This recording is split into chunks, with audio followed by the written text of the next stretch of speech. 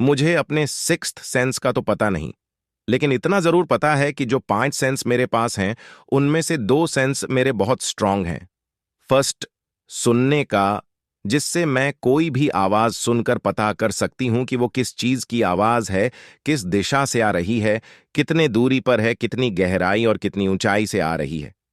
और 20, सूंघने की, जिससे मैं दूर की महक भी बहुत जल्दी पता कर लेती थी।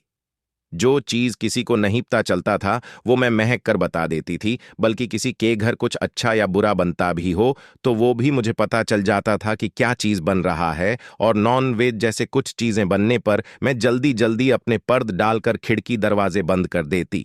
भगवान ने बनाते समय कुत्तों वाली नाक लगा दी थी, शायद 3।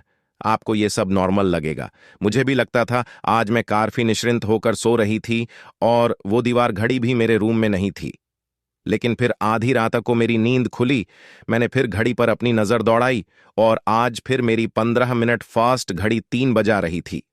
मैंने तुरंत अपना मोबाइल उठाया और टाइम देखा, क्योंकि मैं देखना चाहती थी कि मेरी नींद घड़ी के अनुसार खुलती है या टाइम के। और मैं समय देखकर हैरान रह गई थी।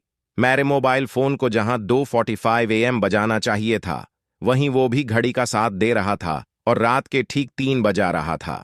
मैं अपना सिर पकड़कर बैठ गई। समझ नहीं आ रहा था कि मोबाइल सही टाइम बता रहा है या घड़ी। मैं यही सोचते सोचते सो गई कि शायद घड़ी का सेल खत्म होने वाला होगा, इसलिए वो स्लो हो गई होगी। सुबह उठकर मैंने एक बार फिर घड़ी पर नजर डाली। वो सुबह के 6 बजा रही थी। मैं उठी और कॉलेज जाने की तैयारी में लग गई। जब पूरी तरह तैयार होकर मैंने मोबाइल हाथ में लिया तो देखा कि मैं 15 मिनट पहले ही तैयार हो चुकी हूं। मैंने एक बार फिर घड़ी पर नजर डाली और घड़ी मोबाइल फोन के टाइम से फिर 15 मिनट आगे चल रही थी।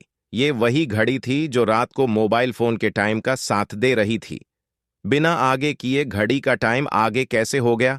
और फिर अगली रात को सेम टाइम। अब तो मेरा दिमाग चकराने लगा था। किसी से कहती तो कोई मेरी बात का विश्वास ही नहीं करता और पागल ही समझता। इसीलिए मैं इस बारे में किसी से बात भी नहीं करती थी।